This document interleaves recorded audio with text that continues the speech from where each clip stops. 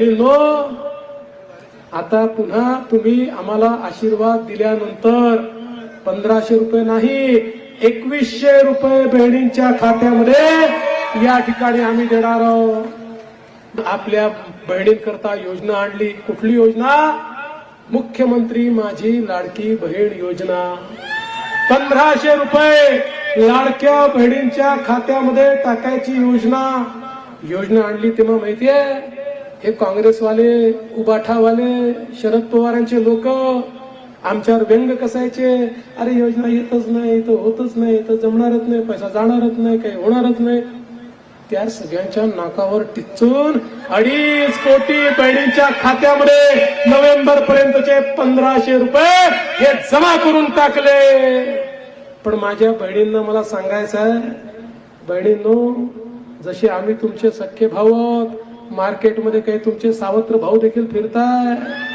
हे सावत्र भाऊ, हे काँग्रेसवाले सावत्र भाऊ हायकोर्टामध्ये गेले, लाडकी बहीण योजना बंद करून टाका, लेक लाडकी योजना बंद करून टाका, एसटीची प्रवासाची योजना बंद करून टाका, मुलींच्या शिक्षणाची योजना बंद करून टाका। आणि काय दिलं माहितीये? या योजना म्हणजे पैशाचा चुराडा। आणि कोण गेलं? काँग्रेसचे प्रदेश अध्यक्ष नाना पटोले यांचे अधिकृत निवडणूक प्रमुख हे महाविकास आघाडीच्या वतीनं त्या ठिकाणी हायकोर्टमध्ये गेले। पण काळजी करू नका, तुमचे सख्खे भाऊ त्या ठिकाणी होते। आम्ही हायकोर्टाला परिस्थिती सांगितली आणि माननीय हायकोर्टाने सांगितलं ही योजना सुरूच राहील, ही योजना बंद होणार नाही।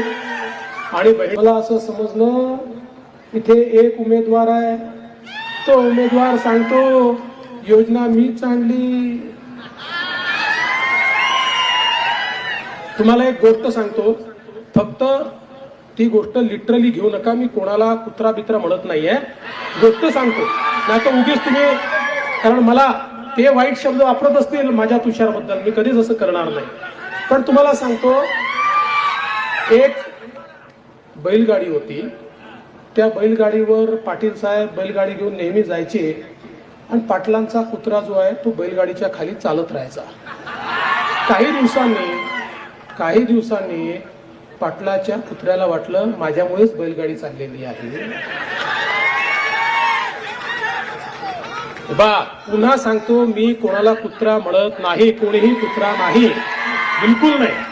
ते अतिशय सन्माननीय व्यक्ती आहेत। फक्त तुम्हाला समजावं, जेव्हा लोक बिना केलेल्या कामाचं क्रेडिट घेतात, मीच आणली, अरे तुम्ही होता कोण?